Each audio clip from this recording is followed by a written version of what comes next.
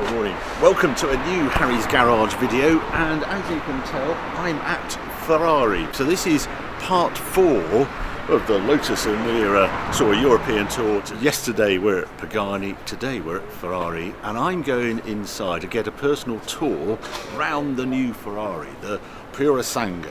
This is the 4-door Ferrari that we thought we'd never see, and I'm intrigued by it. And yeah, I'm going to say somewhere in there I've got to sign my life away, get a badge, and we're going to see what this new Ferrari is all about.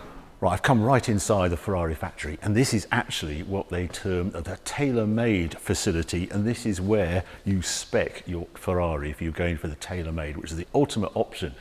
This little area is the Classica area. If I'd open these drawers, you'll see a sort of classic Ferrari colour from the history of Ferrari, and then you can use these colours and use it as a base for your new Portofino as it looks in there. This one's quite fun as well. In here, the 250 GTO, the Nard wheel, and how you can use the materials they were using in period, you can now do in your modern Ferrari. Another section here, this is a more modern take. No idea what's going to be in these drawers, but there we are. A blue and pearlescent look. Edita, is that how that's pronounced? And the stripes you can put on the car are sort of, yeah, brighter colours are coming on board here. Look at this, and they're sort of linen as well, and rather than leather. And then the final one, the Scuderia area. This is the most sporting version you could have on your Ferrari. So then we turn to carbon fibre. We've got the belts, we've got, yeah, the blue trim, stripe to copy the Daytona Racer. Anyway, I could spend hours in here, but what I really want to look at is this, the new Purosangue, the 4-door Ferrari we thought we'd never see from Ferrari.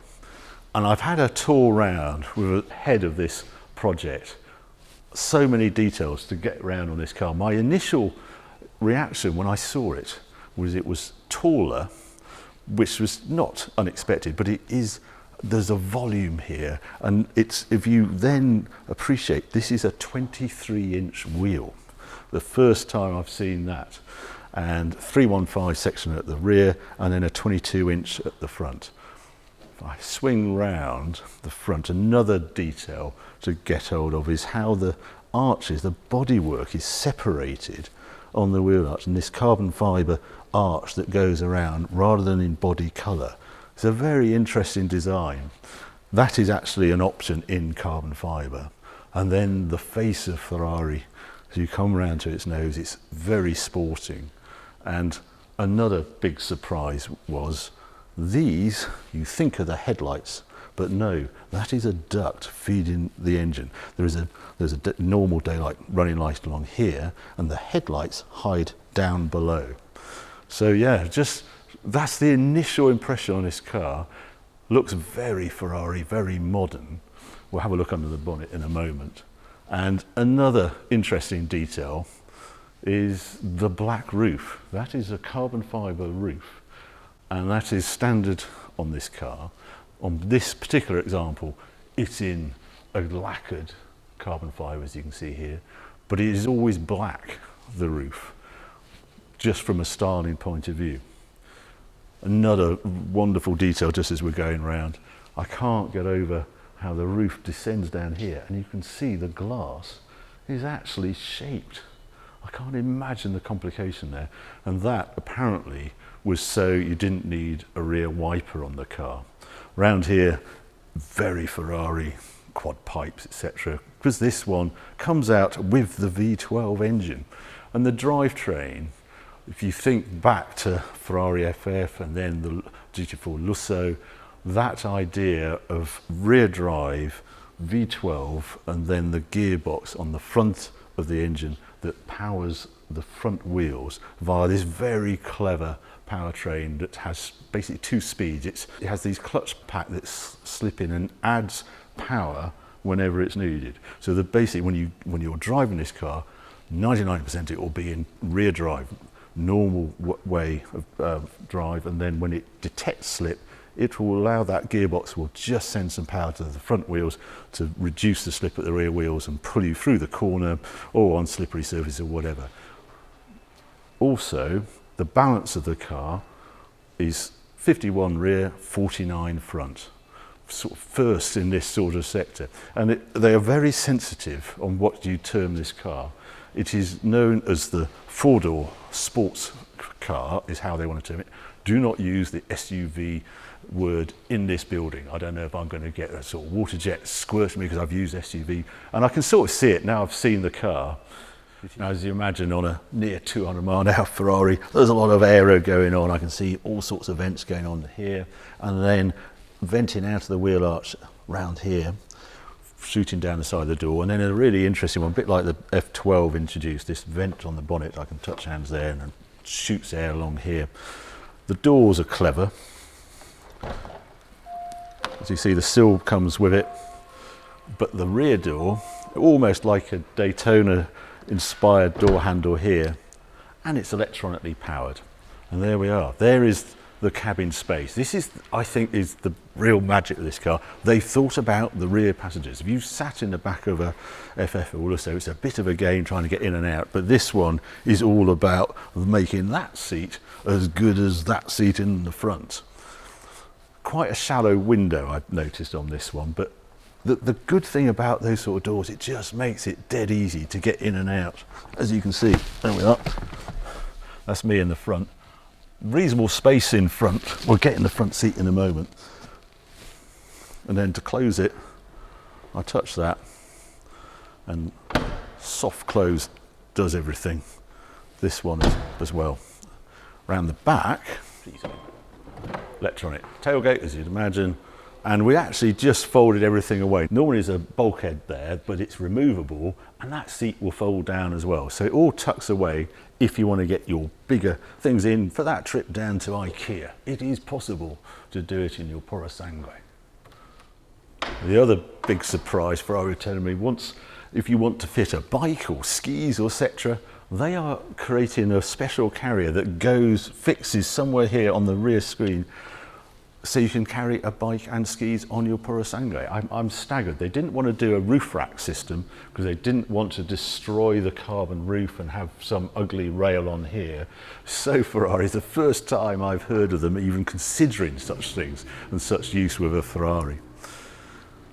But yeah, initial impressions, it's a very good looking car, and they have thought about the practicality. The mind-boggling bit though is when we get to the suspension, because it's a unique system on this car and it does all sorts of clever things. What you've got to realise with the suspension on this car, it's like no other Ferrari. It has no anti-roll bars, for example, and they wanted to have a new way of controlling suspension and to make the ride even better and to be able to cope with bumps and keep the body dead level. And what they've come up with is an adjustable strut that actually the motor can vary the height against the body, and it's positioned by electric motor, which is at the bottom of the strut in the hub itself, and it can change position. Well, I think it was said 30 times a second, and it is always reading the road. So say if you hit a pothole, it will actually lower the wheel into the pothole. And then as the suspension then wants to climb out the pothole, it will readjust the suspension. So it's doing everything it can to keep the body as level as possible, whatever is happening on the road itself. It's mind-boggling how it works. I wish I could add a graphic of how it works. That's coming in a few weeks' time. It's not ready to show now. But think of it as an electric motor working on a screw thread with a brain that's sensing the road surface, and that brain tells the suspension to change the height of the wheel relative to the body. It works in a range of about 20 mil, the engineer was telling me. And the other trick it can do is when you're driving quickly and you're entering a corner, instead of having anti-roll bars to keep roll in check with a car of this size, it uses those same motors to basically pump up one side of the car and lower the other side and cornering flat. If they wanted the computer to do it, they could actually lean into a corner. They don't do that because it just feels unnatural when you're actually driving. But all it is to reduce the roll, make the ride extra special, and it's very clever, and it's a bit mind-boggling, and it's hard to explain, but I hope you get the idea of it. What they haven't used it for is to actually increase ground clearance or anything like that. They could do it, but that's not the idea of this car. If you want to, you want to clear something, there's the normal nose lift, but you can see the actual ride height of this car is a lot higher anyway. But you have a button as an optional extra to raise the car that then lowers again over 30 kilometers an hour or something like that. This is purely to make this car more dynamic rather than trying to give it an off-road use or anything like that. That's not the case here. And the electric motors controlling the height of this car are actually so active, they have their own separate cooling system. Couldn't believe it, but they're doing so much work on all four corners all of the time to make the ride as good as possible, that the cooling system is a separate cooling system for it. Let's have a look inside. Now, if you've been inside a new Ferrari recently, this is all very familiar. So the wheel is sort of blank, and if I press this engine startup button here, it all comes to life. Revs on there, etc. Now there's going to be some bleeps and things happening with this car because it's just a show vehicle to show off the shape. It is not a full production vehicle, I'm going to say. It's a shame it's a black car in here, but basically you can see now the wheel is all come from very familiar. If you've been in the 296 or anything like that, that's all here, indicators on the wheel, etc. What is new though is this button here, and this controls all sorts of things. So I press that, suddenly I can adjust it. It's a really nice feel, this one, and I can do other things with it. This even has massage seats on here. I'm getting seriously massage seats by that. I can change the sort of massage seats via this screen. I'll tell you, this is not like any other Ferrari. What else have we got on here? I don't know what that says. Air conditioning on and off. So much stuff on here. And I just love the way you can actually, it just retracts. On this car, the screen is actually repeated there. It doesn't actually work on this prototype car, but that gives the passenger many more options than is normally available. The gear change is very familiar as well. It's the 8-speed transaxle gearbox on this, so 8-speed at the rear, all controlled via this, or you put it into manual and you control it on the paddles on the wheel. Key, very familiar. There it is. I think you get wireless charging for your phone there, and it even does it in the back. I'm very definitely in a Ferrari, vents everywhere. Personally, I do wonder about Ferrari's obsession with this electronic look, but it's nicely done in here. The glass isn't quite as tall, I suppose, as some other cars of this type, where that's more in nature with it being a low ride in this very dynamic four-seater car. Let's have a look at the engine. First great feature on this is it's front hinged, which is always a good thing. Great, big, huge bonnet, look at it, absolutely enormous. And then the shock is when you actually look inside, where's the engine? And they have tucked it right under the bulkhead, as you can see here. Because you've got to remember, this engine actually has this secondary gearbox to power the front wheels at the front. And that's why the engine needs to be right back there. And there's the center line of the wheels, you can sort of see it here. And that's why it's right in the bulkhead. The other surprise, when I looked at this, well, where's the alternator? Where are the belts for, air conditioning and all that sort of things? It turns out that those are on the other end of the engine. So the alternator, etc., sits somewhere in the middle here. You service this car from underneath rather than from up top here. These are the air boxes going down the front. And yeah, they've managed to get this car so the weight, as I say, is more on the back than on the front wheels. And there's no strut going across here. It's these huge castings of aluminium. The whole structure of this car is unique to this Purosangue. That doesn't really share a lot of components on the suspension side with any other Ferrari.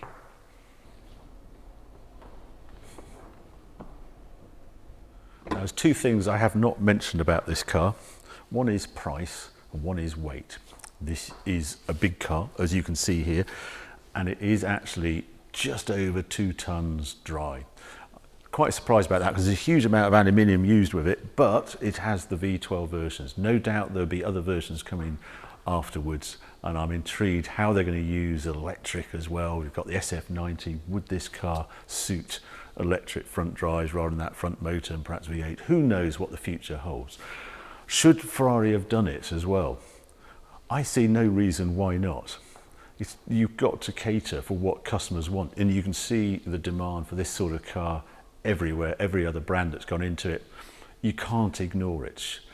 Ferrari is very special, and their customers also want to use their cars more regularly. FF Lusso has been a really popular model for them, so why not give them this car that's a proper four-seater? I should add that you can't get a sort of five-seater version. It's only the 4 seats. Price though, it's an expensive car. It is, I think it's just over £320,000, around that mark. You're not going to be coming out of the showroom. £350,000 to £400,000 is where this car is, and the demand is there. They've already got quite a waiting list for it because customers have seen it now and they like what they've seen. I'm intrigued by that suspension though as well, and whether that's a new direction. It's good that Ferrari are actually introducing innovative ideas for controlling this sort of vehicle and to actually make the drive experience very special. Been great to get close to it. The next stage is the first drives, which will be happening early in 2023. I'm going to hope I'll be invited to have a look because it is a Ferrari like no other. I think it looks modern. I think it looks fresh. I love the way they've actually thought about the practicality. See if it all works in practice. Well, we won't find out until next year. So there you go. There is a look round the Purosangue, the new 4-door Ferrari. Hope you enjoyed this video. If you have, well, keep watching, keep subscribing. More videos coming on very soon.